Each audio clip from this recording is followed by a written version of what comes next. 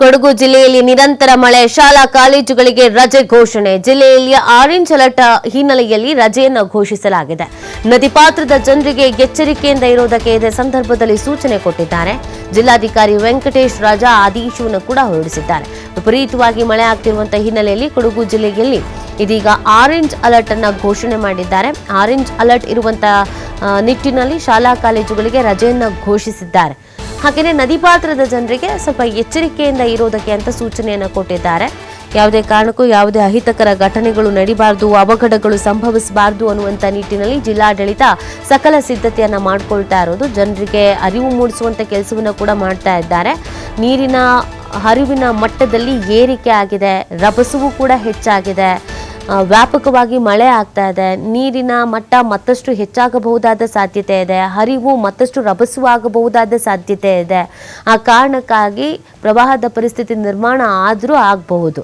ಹಾಗಾಗಿ ನದಿ ಪಾತ್ರದ ಜನರಿಗೆ ಎಚ್ಚರಿಕೆಯಿಂದ ಇರಿ, ಬೇರೆ ಕಡೆಗೆ ಸ್ಥಳಾಂತರ ಆಗಿ ಮತ್ತು ನಾವು ಕೂಡ ಸ್ಥಳಾಂತರ ಮಾಡುವಂಥ ಕೆಲಸವನ್ನು ಮಾಡ್ತೀವಿ. ಏನೇ ಸಮಸ್ಯೆಗಳಿದ್ರೂ ಕೂಡ ಮಾಹಿತಿಯನ್ನು ಹಂಚಿಕೊಳ್ಳಿ ಅಂತ ತಿಳಿಸಿದ್ದಾರೆ. ಶಾಲಾ ಕಾಲೇಜುಗಳಿಗೆ ರಜೆಯನ್ನು ಘೋಷಿಸಿದ್ದಾರೆ. ಈ ಸಂದರ್ಭದಲ್ಲಿ ಇಂಥ ಪರಿಸ್ಥಿತಿಯಲ್ಲಿ ವಿಪರೀತವಾಗಿ ಗಾಳಿ ಸಮೇತ ಮಳೆ ಆಗ್ತಿರುವಂಥ ಹಿನ್ನೆಲೆಯಲ್ಲಿ ಮಕ್ಕಳುಗಳು ಶಾಲೆಗೆಲ್ಲ ಹೋಗೋ ತೀರಾ ಕಷ್ಟನೂ ಆಗತ್ತೆ. ಆ ಕಾರಣಕ್ಕಾಗಿ ಶಾಲಾ ಕಾಲೇಜುಗಳಿಗೆ ರಜೆಯನ್ನು ಘೋಷಣೆ ಮಾಡಲಾಗಿದೆ.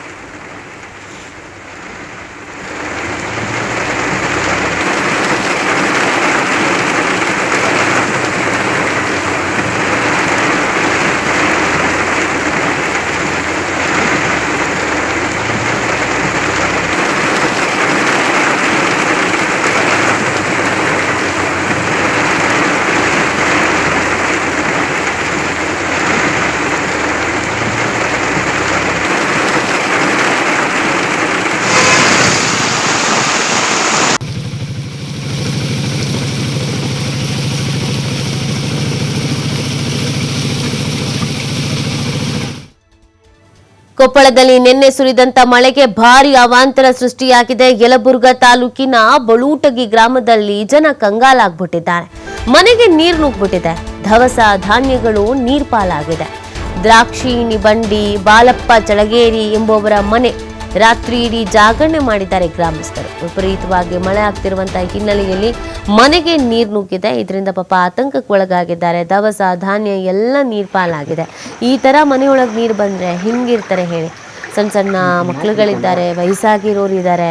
ರಾತ್ರಿ ಕಳೆಯೋದಾದ್ರೂ ಹೇಗೆ ಈ ಮಳೆಯಲ್ಲಿ, ಈ ಗಾಳಿಲಿ, ಈ ಥಂಡಿ ಚಳಿಯಲ್ಲಿ ನೀರನ್ನು ಹೊರಗೆ ಹಾಕುವಂಥ ಕೆಲಸವನ್ನ ಮಾಡಲಾದ್ರೂ ಕೂಡ ಈ ಮಳೆ ಬಿಡ್ತಾನೇ ಇಲ್ಲ. ಹಾಗಾಗಿ ನೀರು ಕೂಡ ಮನೆ ಒಳಗಡೆ ಬರ್ತಾನೆ ಇದೆ. ಇದರಿಂದ ಕಂಗಾಲಾಗಿದ್ದಾರೆ. ಬದಲಿ ವ್ಯವಸ್ಥೆನ ಮಾಡಿಕೊಡ್ಬೇಕಾಗತ್ತೆ. ಸಂಬಂಧಪಟ್ಟವರು ಗಮನ ಹರಿಸ್ಬೇಕಾಗತ್ತೆ. ಇವರನ್ನು ಬೇರೆ ಕಡೆಗೆ ಸ್ಥಳಾಂತರ ಮಾಡಬೇಕಾಗತ್ತೆ. ಈ ಇಡೀ ಮಳೆಗಾಲ ಹೇಗೆ ಕಳೀತಾರೋ ಅನ್ನೋದೇ ಪಾಪ ಪ್ರಶ್ನೆ.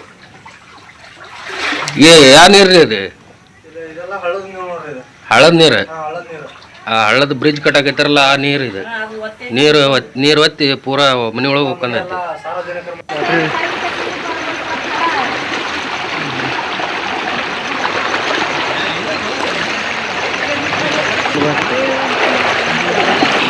ಅಲ್ಲಿ ಯಾವ್ದು ನೋಡ್ದು ಫುಲ್ಲು ಮುಂದಲೇ ಒಂದು ರೋಡ್ ಇದೆ, ಎಲ್ಲ ಕಂತ ಹಂಗನ್ಬಿಟ್ಟೈತಿ.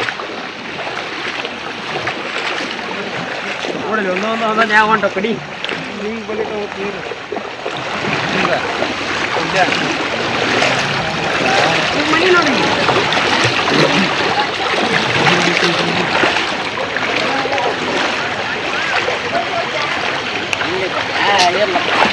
ಅನ್ನ ಏನ್ ಮಾಡ್ರಿ ಲೇಪ ಉಣ್ಣಕ್ಕೆ ಲೇಪ್ ಮಾಡಿಲ್ಲ. ನಾನು ನೀವು ಮನೆಗೆ ಬರ್ತೀನಿ ಲೇಪ್